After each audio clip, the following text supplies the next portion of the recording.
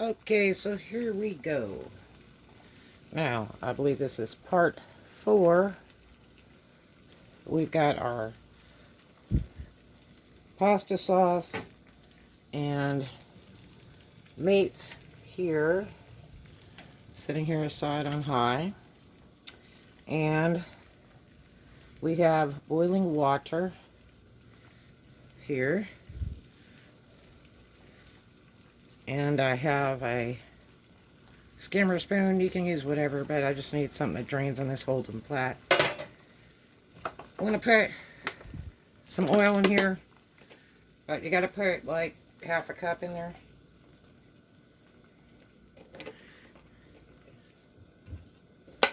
And we'll put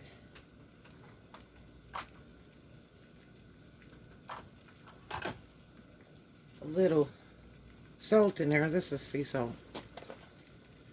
I'm going to put it in my hand because I don't want it to get wet. Take a bunch of salt, toss in there. Okay. We're going to take olive oil and put it in here.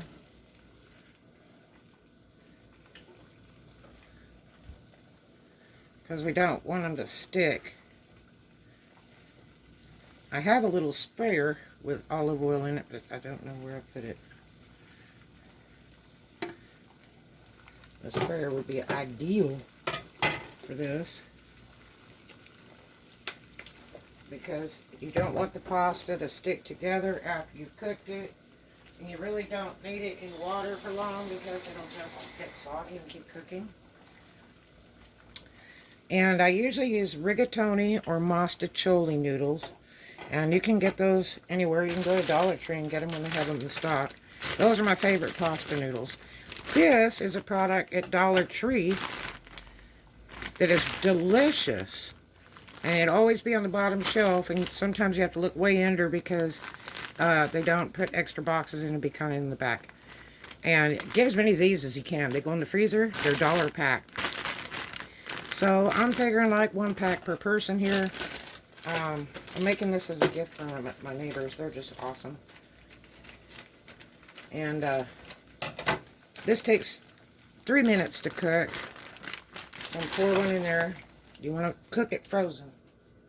You don't want it to thaw out. So there it is cooking. And let's see. About 32. About 5:35. We'll pull those out.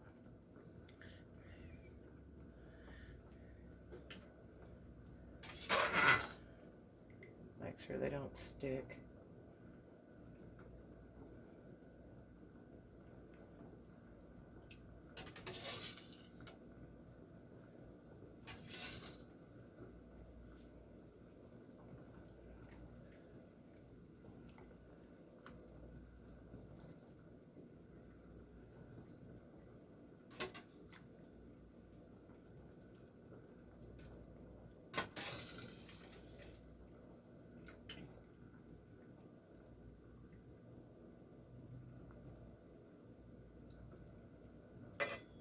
Okay.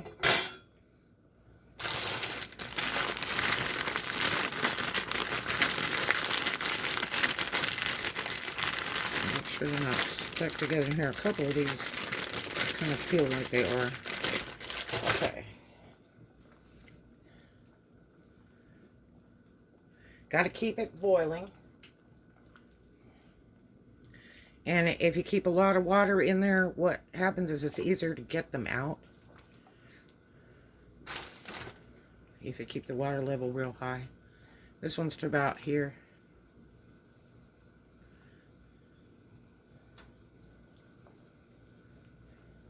Cheers. Milk does a body good.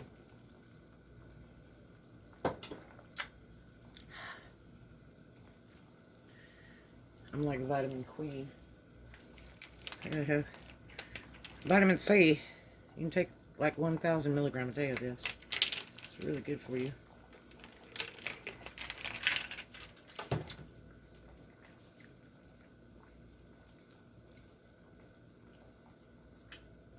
Now they're starting to roll around in there.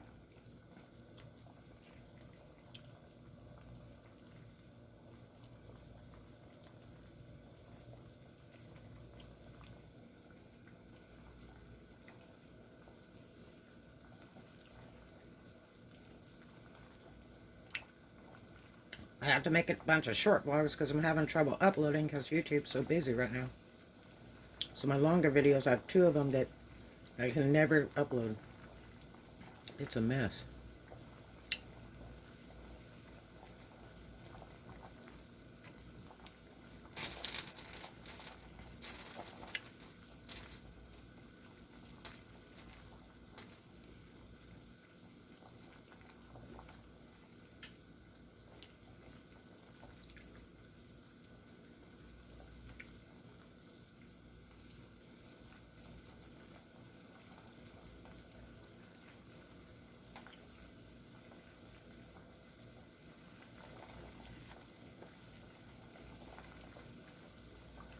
And this is a great meal. The sausages, the Italian hot and sweet sausages, you're talking like $2.50 to $4 a package, from 4 to 6 sausages.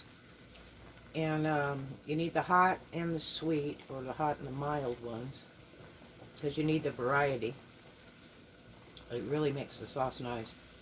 And then pork chops, just whatever. Use thick ones, thin ones, cheapest one, doesn't make a difference. Your sauce, you can either grind up tomatoes in the blender and cook it. You can also chop up a few fresh tomatoes. You can use cheapest tomato sauce. You want to use the most expensive tomato paste though. You need about about an 8-ounce can of tomato paste. Real expensive tomato paste. I use the chopped tomatoes. You can use the stewed canned tomatoes.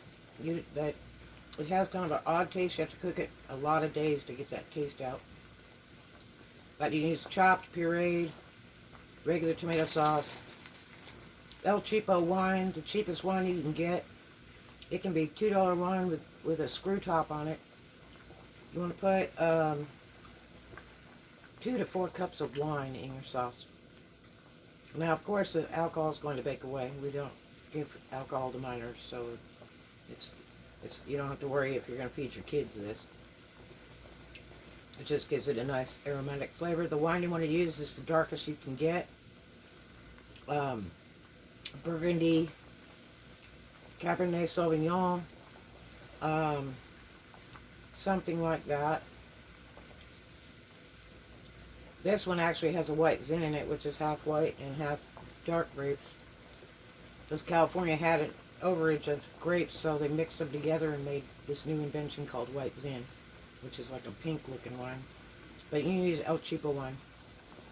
Cheapest one you find is dark. I don't use cooking wines or cooking sherries because they're lousy. They just don't taste right. They're overpriced. And you can buy the real thing and get a better taste. Okay, let's take these out and load them in here. And these are cheese stuffed.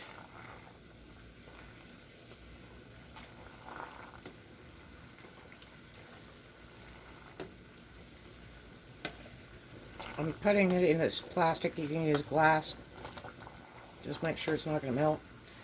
The one thing is you've got to be careful with metal around tomato sauce or tomato products, because it will eat the metal away, or aluminum, steel, whatever. It's really bad on metal. Very acid. Let's see if we got any more.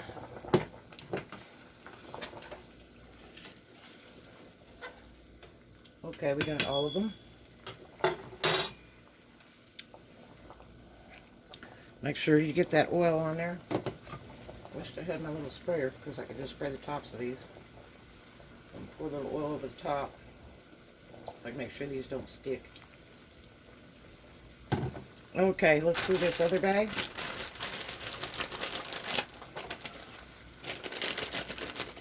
And the good thing is that little frost stuff inside, you don't really have to worry about because you're boiling it. so it's gone. And let's make sure that they're all separate as we drop them in.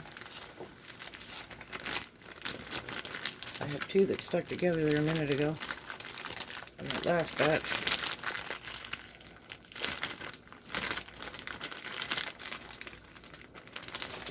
Oop, those two went in and they're stuck.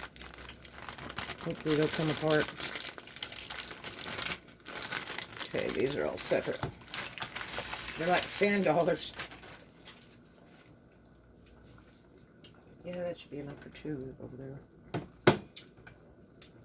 Actually be enough for about 4 people, really.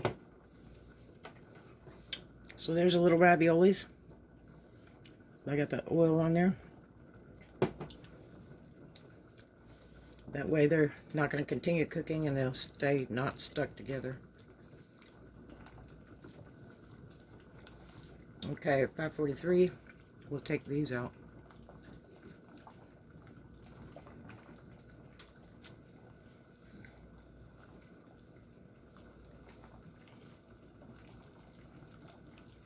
And then as soon as I get this done, then I'll show you how we're going to set it up. So I'll see you in just a little bit.